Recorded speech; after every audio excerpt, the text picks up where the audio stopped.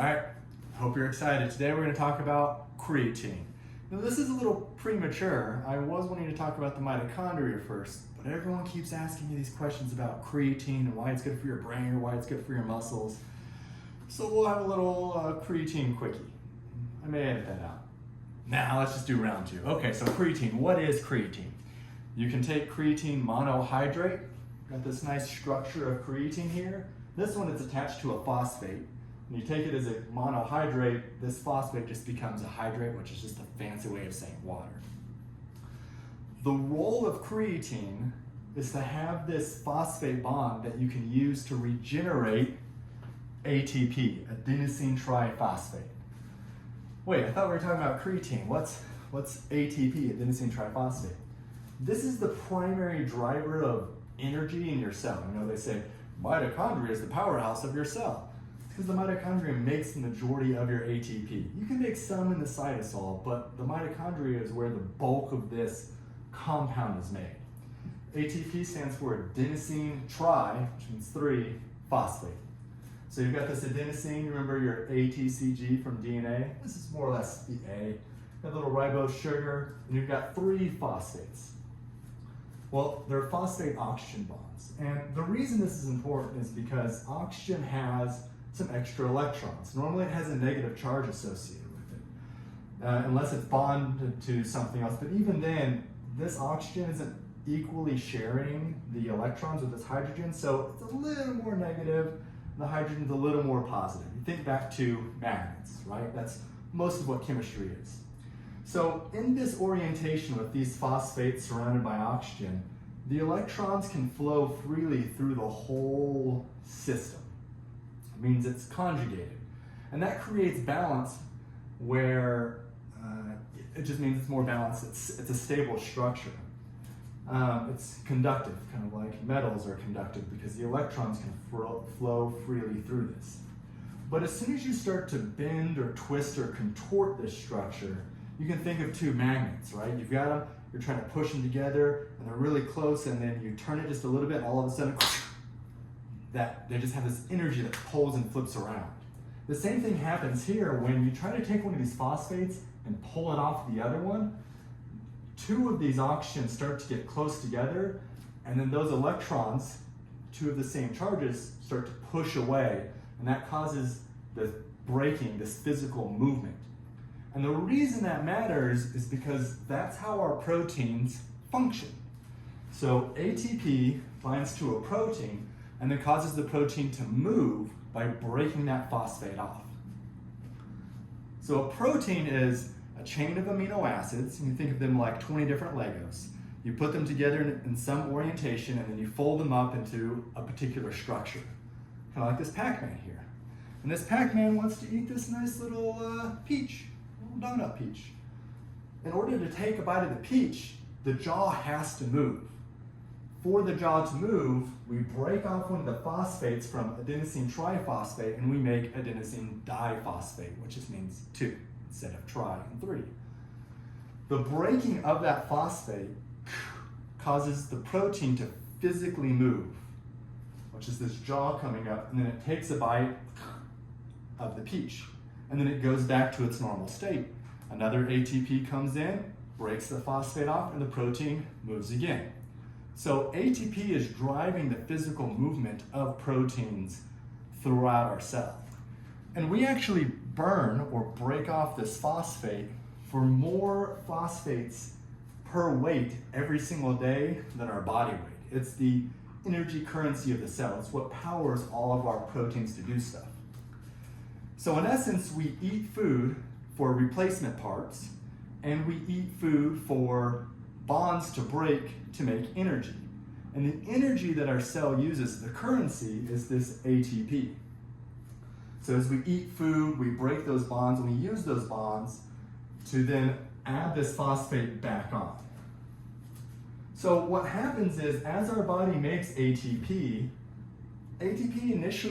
eventually feeds back and tells the cell, hey, there's enough ATP, there's enough of me here, we don't need to make more energy. We can use those chemical bonds that were going to making more ATP, and we can use them to build other stuff in the cell. So ATP has a built-in feedback mechanism so you don't make too much ATP. You're not making more energy than you need for your given state, your given output. So by taking some of these phosphates and sticking them onto creatine, you now have a reserve that isn't regulated by the same abundance of ATP. And this is really valuable because if you're going to go to the gym and you're going to pick up weights and you're going to go to failure, well, at some point you're going to burn through your ATP. And now you have to break down stored food energy to make new ATP, which can take time. Or your body can pull from creatine, it can take this phosphate off, it can add the phosphate back on here, and now you've regenerated ATP quicker than going through the entire process of pulling out of a food energy reserve. So creatine's great in the gym because it allows you to have a higher output, right? You're able to burn through more ATP through exercise because creatine is serving as this high energy phosphate bond reserve. So people have been taking creatine forever, and we know that it's great for speeding up the recovery process and also being able to give you a little more oomph, put a little bit more weight on or maybe get one more rep out.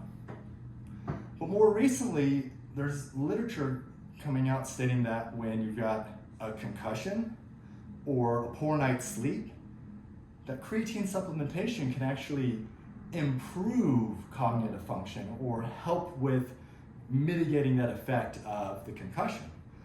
And this really makes sense when you break it down to the fundamental biochemistry level because creatine isn't just used in the muscle. Creatine is used throughout multiple components of your body in different cells. So creatine kinase and creatine phosphatase are just enzymes that will add a phosphate or take a phosphate off of creatine.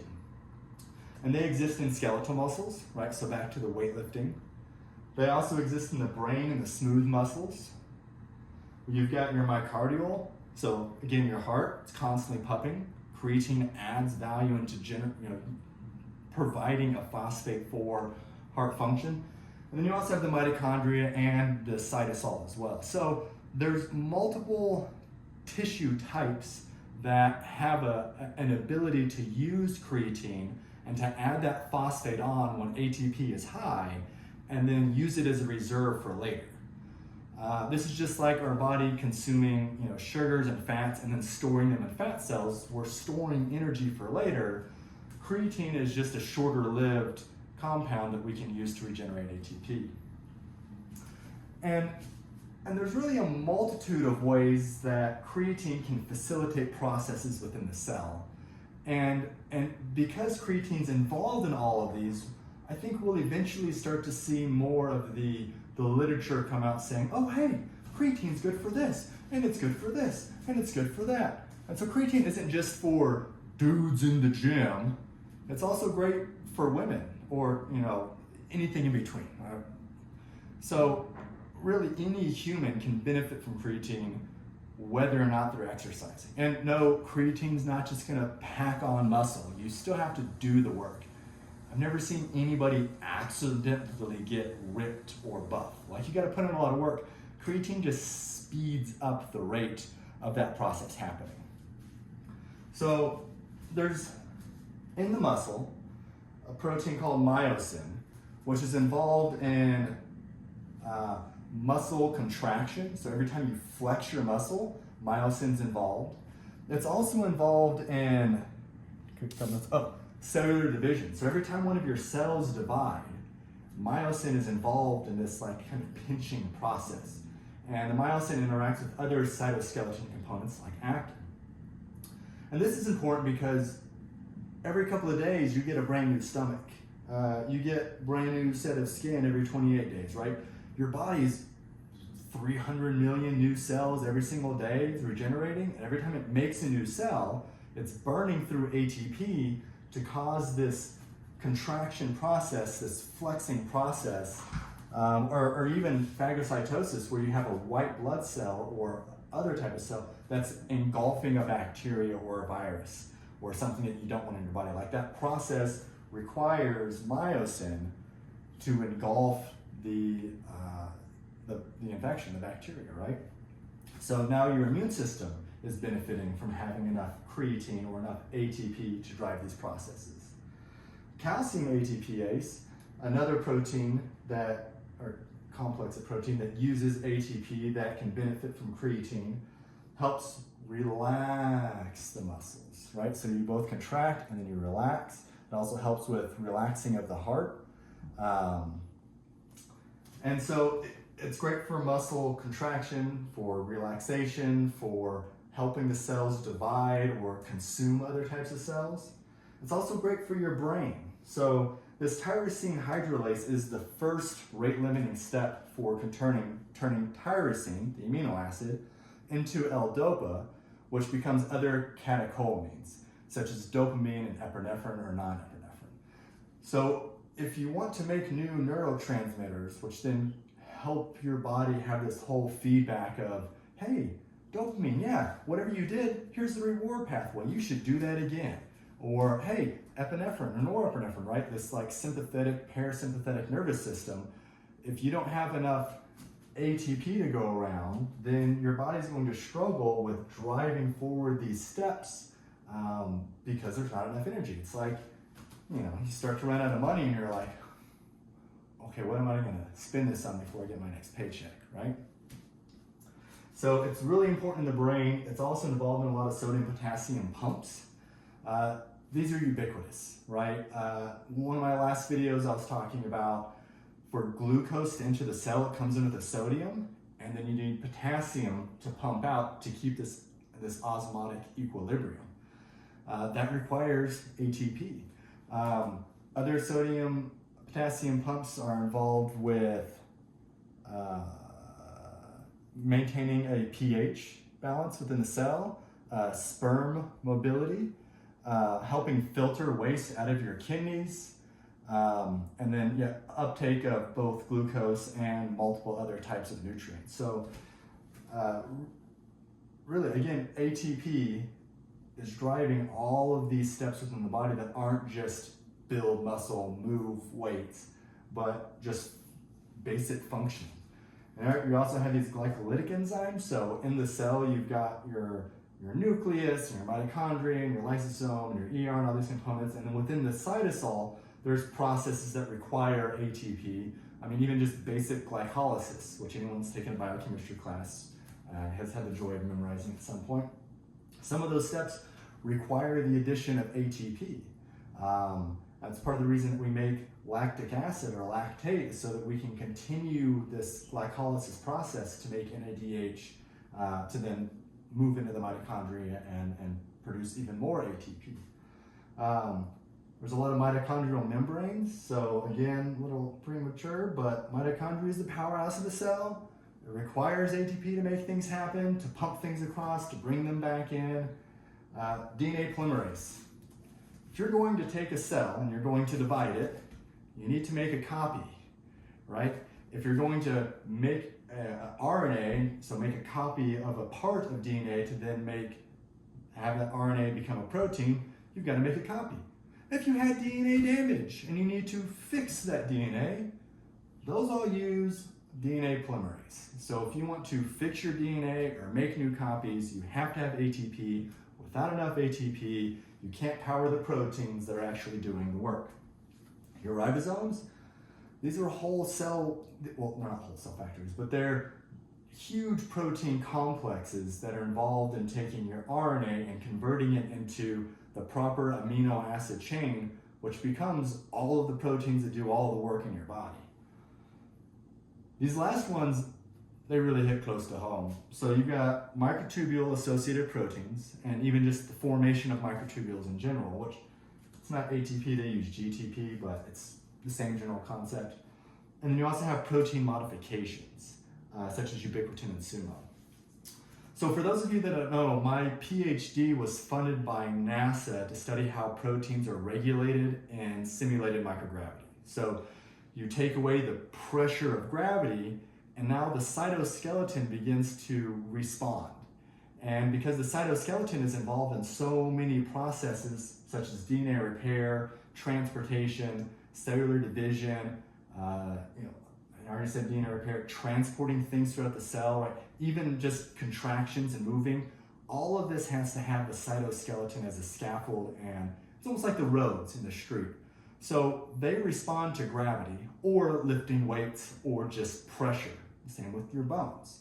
So when that external pressure is taken away, the scaffolding gets messed up. And then because the scaffolding is messed up, the body can't, you've got potholes everywhere, roads are closed, right? It's difficult for the cell to work efficiently. So we'll leave it there. But these microtubule associated proteins, one of them, I'm sure you've seen that video where you've got this polymer, this hollow tube, a microtubule, and then there's this little thing that's got two legs, and it looks like it's walking along the microtubule, and it's carrying this giant sphere behind it. The sphere is probably a lysosome. But every time it takes one of those steps, it uses an ATP, and then uses an ATP. So for the body to move things along, these microtubule associated proteins that do work, it requires ATP to take a step. Such a cool video, I love that. And then we also have post-translational modifications, which again, part of my PhD funding was to look at how proteins are regulated. And part of that deals with particularly SUMO, not like sumos, but it's called a small ubiquitin-like modifier. Ubiquitin's known for targeting proteins for destruction. So imagine you're sleeping peacefully, and then you've got to wake up. Well, while you're sleeping, all of your cells are receiving chemical signals through your circulation that say we're sleeping, we're repairing, we're building, we're cleaning up waste, we're doing all these different processes. Matt Walker has some great YouTube videos and TED Talks where he's really discussing the importance of sleep. We also know that our brain washes itself with spinal fluid every night, so sleep's really important. There's a whole deep dive we can get into that. So while you're sleeping, your cells have all these proteins that are driving sleep-like functions. And then you wake up. Well, your body's not doing sleep-like stuff anymore. So ATP begins adding ubiquitin onto these proteins, and that tags the proteins to be degraded. So another protein sees, oh, hey, here's a tag, and it grabs the protein, and it brings it over, and it breaks it back down into its individual amino acids, and then sends those amino acids back into the ribosome, where now the DNA has coded for new instructions on how to take those amino acids and build them back up into another protein or other proteins that facilitate you waking up. And then after time passes, more and more of your cells have picked up, and then you're awake. Well, let's say you want to exercise. Well, you were just awake, and now you're having to output. So your body's got to go in, it's got to break these proteins down, generate new code, new proteins, so now you can exercise, you can breathe heavier, you can lift your weights, you can do whatever fun, active thing that you're doing that you weren't doing a couple of minutes ago. So proteins are constantly being recycled, and that's done through ubiquitin. SUMO, if you want to read my publications, feel free. SUMO is like ubiquitin, but it doesn't just target the protein for degradation. It can prevent degradation. It can compete with other post-translational modifiers. So ubiquitin, of course ubiquitin, methylation, acetylation, netylation. There's all these chemical modifiers that add on to a lysine. And SUMO can block or prevent or facilitate different processes happening in the cell. And that also is driven by ATP. So in essence, creatine acts as a phosphate reserve to help quickly generate more ATP. And ATP is necessary for taking all those tens of thousands of proteins that do all those different things in your body and giving them the energy to do stuff. So whether you're exercising or trying to sleep or thinking or you didn't get good sleep or you're under stress or you're just listening to this video and you're like, oh, shut up and get to the point. Probably not. I think you like these videos. But in any case, that's what creatine's doing.